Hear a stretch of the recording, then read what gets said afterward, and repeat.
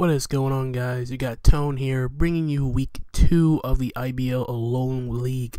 This week we are up against Deebz, coach of the Orlando Mudkips. Now, I am going to apologize in advance, simply because when the time of this recording, it is about 1 in the morning on Christmas Eve. I am very tired, but I felt as though I needed to get this video out of the way because I am behind time, simply because I've pretty much been swamped the entire week with final exams, and then of course the Christmas holidays coming up and everything, so didn't really have time to record this the way I wanted to. And on top of that, I am not really feeling all that well. I am a little bit sick, so you bear with me for a bit if I cough or whatnot. So so with all that said and done, just gonna jump right into the team. First and foremost, just to break down the 8 Pokemon that Deebz has at his disposal. His team consists of, in no particular order, he has the Xurkitree, he has the Serena, Espeon, Golisopod, Drampa, Machamp, Alolan Muck, and the Minior. And of course, my team being Tapu Lele, Kommo-o, Decidueye, Snorlax, Garbodor, Gigalith, Stoutland, and the Lantern. So, with that being said, I'm going to jump right into the team that I am bringing against the Orlando Mudkips. First Pokemon you see here is, for the first time, we bring in Angirius, the Kommo-o, our autonomized Kommo-o with autonomized Draco Meteor, Flash Cannon, and Clanging Scales, holding the Dragonium Z and the ability Overcoat. As you'll see later on that I am bringing Sand. Basically, this is going to be my sweeper for this week, as Kommo-o actually does a lot of damage to his team, considering the fact that he does not have a fairy type. So I can pretty much spam Dragon Stab all over his team. So you have to bring something very bulky to take either a Draco Meteor or a Clanging Scales. Flash Cannon is just here for the Minior, nothing special. The main thing I brought Flash Cannon is because I don't want to go for Clanging Scales and then Minior goes for Acrobatics and knocks me out. And Draco Meteor lowers my special attack by 2 stages, so I'm forced to switch out. And Dragonium Z just gives me a more powerful, devastating Drake, so I can try to nuke something from full HP and weaken it for the rest of my team. EV Spread here, max special attack, modest nature, hit as hard as possible. 228 speed lets my Kommo-o outspeed a Choice Scarf Espeon after an autonomized boost, and the rest is put into HP just for that little bit of bulk. Nothing real fancy here. This is hopefully going to be my main winning condition in this battle. Next up, we have Gaia, the physically defensive Gigalith. Pretty much the same set as the week 1 set, with the exception being I replaced Explosion with Earthquake, and I am running Speed to outspeed uninvested Drampa. Everything else is pretty much straightforward. Stealth Rock, Stone Edge. Heavy Slam is also a filler, but it does let me hit Minior without risking Stone Edge missing on the Minior at a critical time. But even though I'm not running max HP in defense, I can still take a +2 Earthquake from a Minior. And if it's not Sash, Heavy Slam can one-shot. So yeah, nothing much to say about Gigalith here. Just try to set up rocks, get the sand up for my Stoutland, and the Earthquake is there for the Alolan Muck. So moving on here, we have to our next Pokemon. Banded Stoutland makes another return to the team. Pretty much the same set as last week, except instead of Psychic Fangs and Crunch as our backup moves, we have Wild Charge and Play Rough. Wild Charge hits the Minior and the Golisopod, and Play Rough is for the Machamp. Of course, under most circumstances, I'm just going to be clicking Frustration and Facade, simply because he does not have a Ghost type. Yeah, he does not have a Ghost type Pokemon. So not much can switch in on Stoutland. So if I can keep the sand up for a relative long period of time, as I do have Smooth Rock on my Gigalith, then And if I weaken stuff like, he can bring like a physically defensive Golisopod, as Golisopod is tanky enough to take at least one hit from a choice banded Frustration Stoutland. EV spread here lets my Stoutland outspeed a Jolly Max Speed Minior when it's in Shield Up form. Hit it with a Wild Charge, and then I believe it doesn't bring it down to Shields Down. I don't think it breaks its shields afterwards, so I can go for Wild Charge again, and then from there I could probably Revenge Kill or something else. But the EV spreads, other than that, it's pretty much straightforward. I wanted to outspeed Scarf Espeon, but I would need to run Jolly Nature on Stoutland, and I didn't want to forego all the added power that Stoutland would get by going Jolly over Adamant, so decided to keep it as Adamant and take my chances if he did bring the Espeon. Moving on to the next Pokemon, I am bringing the Assault Vest Snorlax this week. Body Slam, Heavy Slam, Crunch, and Earthquake. Pretty much hits everything. This coverage hits everything on his team for at least neutral damage here. Earthquake for the Xurkitree and the Alolan Muck. Crunch hits the Espeon. Heavy Slam for the Minior. And Body Slam just hits everything else. This is going to be my main Xurkitree switching for the most part. Of course, he could Volt Switch, but if he's like a Tail Glow set, I can take a +3 Thunderbolt and then potentially knock it out with Earthquake if he's a Tail Glow Life Orb set. So keeping that in mind. EV spread's a little bit all over the place, but the EV spread does let it gives the 52 EVs in speed, lets me outspeed an invested Drampa. 28 EVs in special defense, lets my Snorlax hit 201 special defense with the Assault Vest.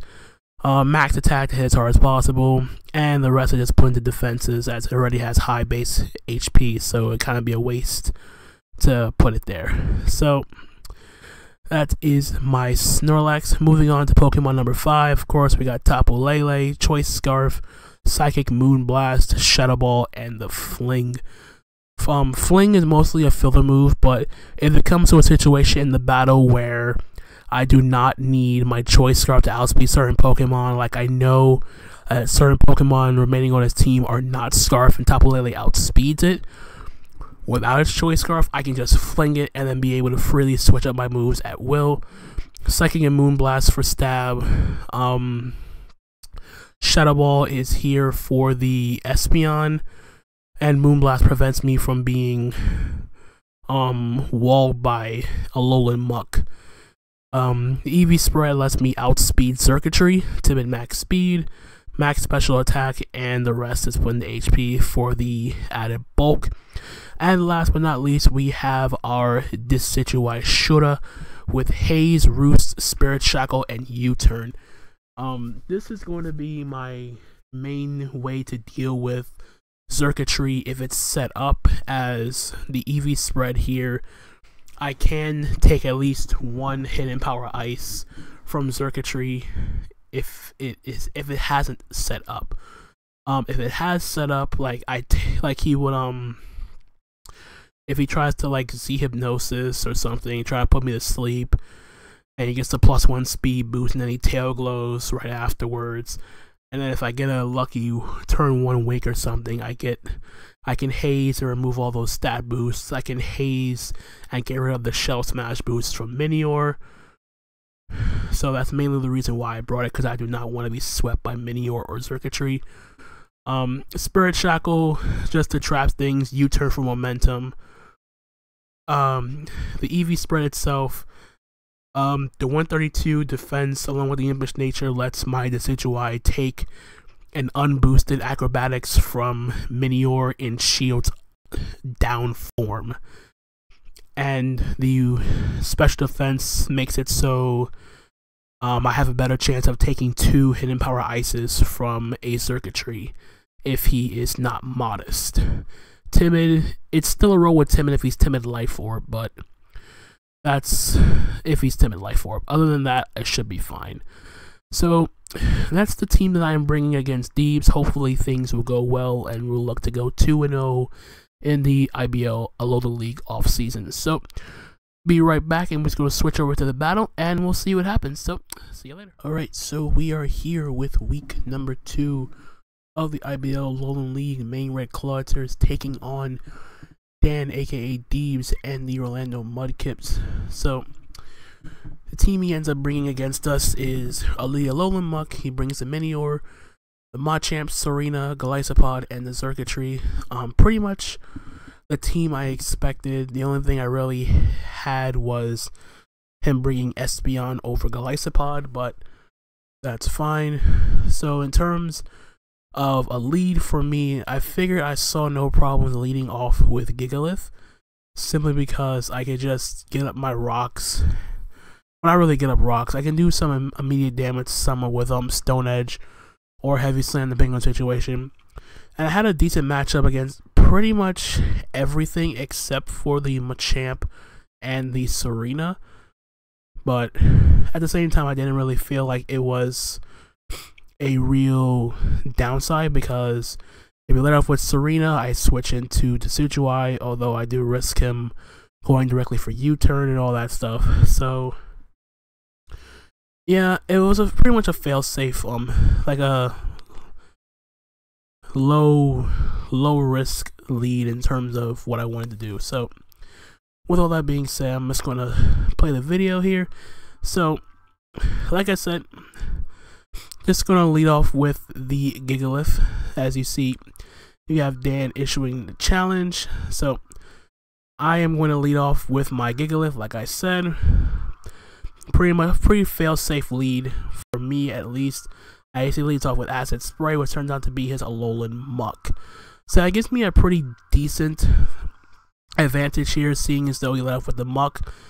So I decided to go for Stone Edge turn 1 here. So he goes for knockoff and knocks off my Smooth Rock, which was completely fine by me.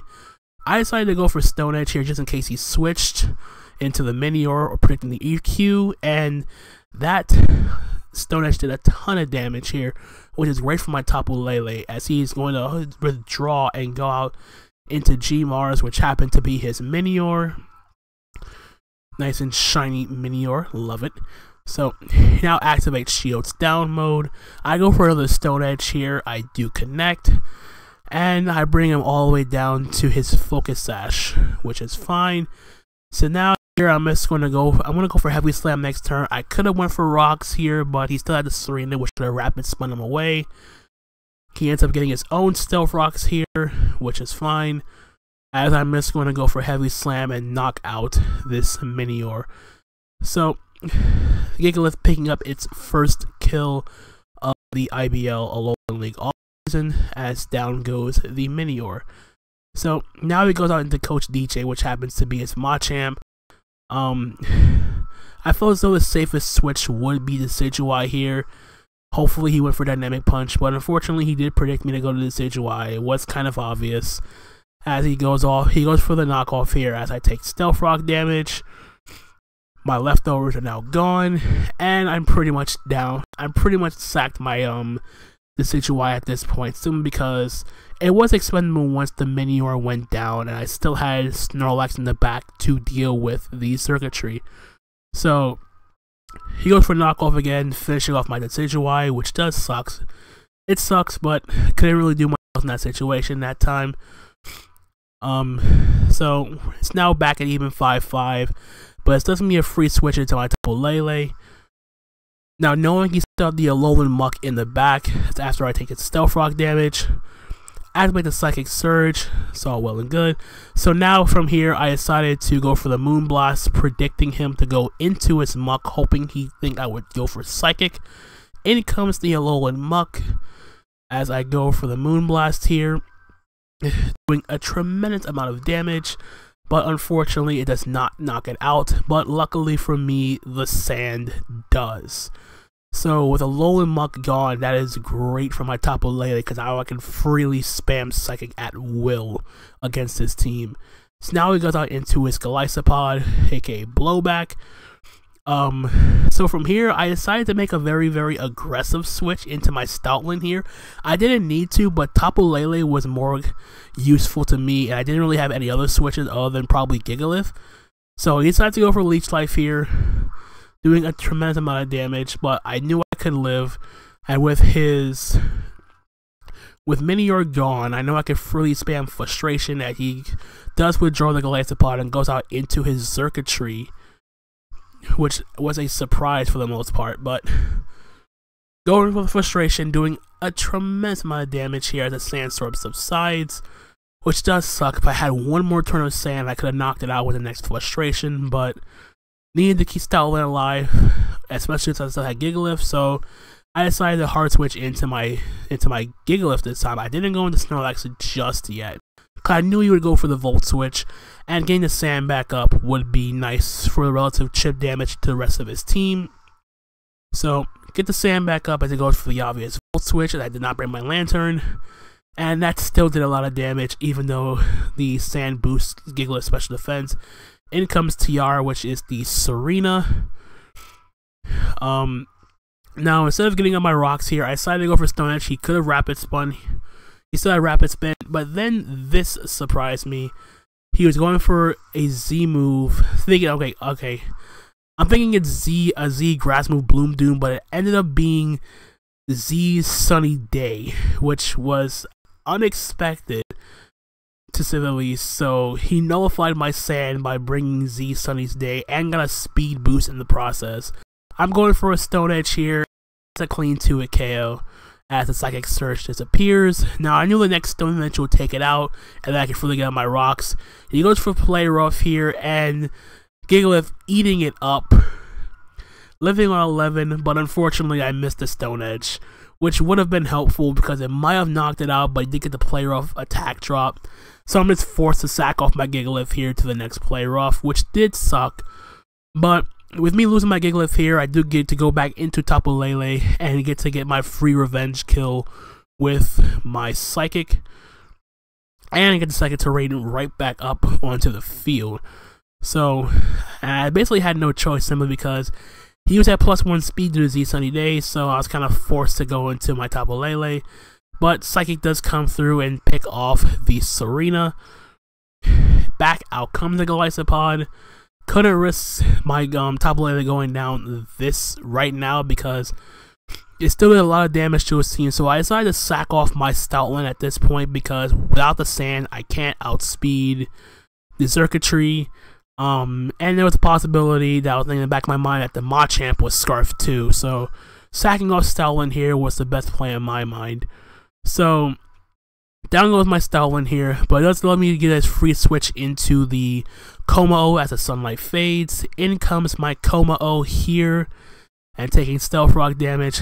Now, I'm going to pause it right here for a second, because I actually had 2 plays on my mind at this point in time. Now, I could either do one of 2 things. I would either A, go for the Autotomize, ensure myself I outsped a potential Choice Scarf Machamp, and then Kommo-o just puts in a ton of work against this team. Or I play it safe, go for my Devastating Drake, and hope he doesn't switch to Circuitry. Those are my 2 options, but unfortunately for me, I did choose the latter here, and I decided to play it extremely safe here as he goes and sacks off the Circuitry here. As I decided to go for my Z move in Devastating Drake. Now, it does suck that I wasted my Z move on a Mon that was essentially being used as sack fodder, but I still could have brought it back. I still could do a ton of damage with Kommo-o, Draco Meteoring the Machamp or the Golisopod, so it didn't really matter. The circuitry is gone either way, so I'm not really going to complain about what happened there. So now in comes the Machamp after the circuitry sack. Now here was another misplay on my part with me being a little bit too safe. Now what I should have did here was, with circuitry gone, I had absolutely no reason whatsoever to keep my Snorlax around, because Snorlax was only there for circuitry. what I should have did was gone into Snorlax. If he went for a fighting move, that would be fine. And then if Snorlax went down, I get a free switch to Tapu Lele and I click Psychic. And then once Tapu Lele goes down, Como-O comes back in, I click Draco Meteor and then Clanging Scales or Autotomize and then hope that Machamp doesn't like do anything like no dynamic punch or whatnot. So Rio's here that he is indeed Choice Scarf and he's no dynamic punch. And I'm like, oh god, no, please don't let it come to confusion hacks. So I become confused and I'm praying that my Como can come through and break through confusion. It does, and I hit the Draco Meteor on the Machamp. He's going to do a tremendous amount of damage. Unfortunately, it does not knock it out though. Now, another dumb thing I did was the fact that I let my Como go down for no reason because I had no reason, because Como did so much work and I decided to sack it. I have no idea what's going through my head at that time. So, Riz appears, go back out into my Tapu Lele here. Could already confirm that he is Scarf Cut to outspend my Como-O. Get the Psychic Surge back up on the field. And I'm just going to click Psychic to pick off the Machamp. So, all he has left now is his Golisopod in the back. And I still have my Tapu Lele and my Snorlax. So, back out comes the Golisopod here. I'm going to go for Psychic. And you can see by the damage, it is a clean 2-hit KO. But unfortunately, he has Leech Life. And it's enough to take out my Tapu Lele. While at the same time, it recovers all that health back. And this is where the keeping Snorlax in the back comes back to bite me in the butt. Because he has a Leech Life and Snorlax has such high HP, he's going to recover a lot of health back from this Leech Life here. So, here comes the Leech Life. And that is a clean 2-hit KO on my Snorlax. And now he gets back almost to full. So now I go for the Body Slam here. And I could have still have brought it back here, but the only way I could have actually came back and preserved this win was, with my Snorlax, was I had to get the para on the Body Slam here. Then I had to make sure I outsped on the following turn. I Body Slam and he gets fully paralyzed again, and then Body Slam to finish it off and I would win. Unfortunately, since I didn't get the para the first time, he gets to go to Leech Life one more time, and that unfortunately is the game, and we end up losing 1-0 to the Orlando Mudkips. So, if I played the game a little bit differently, I could have brought it back. I could have played it a lot differently. Like I said, I misplayed and played way too safe towards the end of the match, but nonetheless, it was still a very, very good game on my part, but I know I could have played better. It was a great game for Dan on his part. He prepped well, and he essentially brought it back at the end with the Golisopod picking up 3 kills, I believe. Yeah, he got 3 kills with Golisopod, but nonetheless, I still hope you guys enjoyed, even though we are now 1-1. I'm not going to get too upset about it. I had a lot of stuff in my mind, but at the same time, I'm not going to use that as an excuse of the reason why I lost. I know I could have played the battle a lot differently, but at the same time, I'm not going to get too worked up over it. And nevertheless, if you guys did enjoy the battle, feel free to hit the like button and feel free to leave some comments in the section down below. I'll also leave a link to Deebz' channel and Twitter in the description as well, to feel free to check out his side of the battle. I encourage you to do so. He is a phenomenal guy, great battler, and a great person in general. So I encourage you to check out his channel.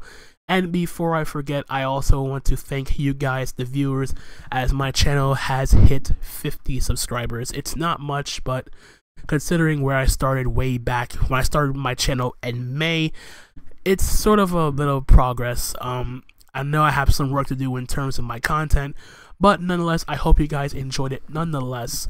I know this video is late, and the next video you will be seeing from me will most likely be on Monday, with week 1 of the CPC Season 3 offseason, where we will be playing the Portland Greninjas, so feel free. So I hope you guys are looking forward to that battle as well. And IBL Alolan League week number 3 will be up hopefully in the next coming days afterwards, as we are now going to be playing against Brackets and the Tottenham Espers. So yeah, I'm looking forward to that rematch against Brackets. We played them twice in Season 2, and unfortunately we lost both times, so it's nothing but a grudge match, but it's all in good fun as far as I'm concerned. So again, hope you guys enjoyed. Feel free to hit that like button, subscribe. It's going to be plenty more content on the channel, especially as we wind down the year of 2016. And before I forget, I hope you guys enjoy your Christmas wherever you are in the world. And until the next time, see, happy holidays. And until then, my name is Anthony, aka Tone, and I'm going to catch you guys on the flip side. Later.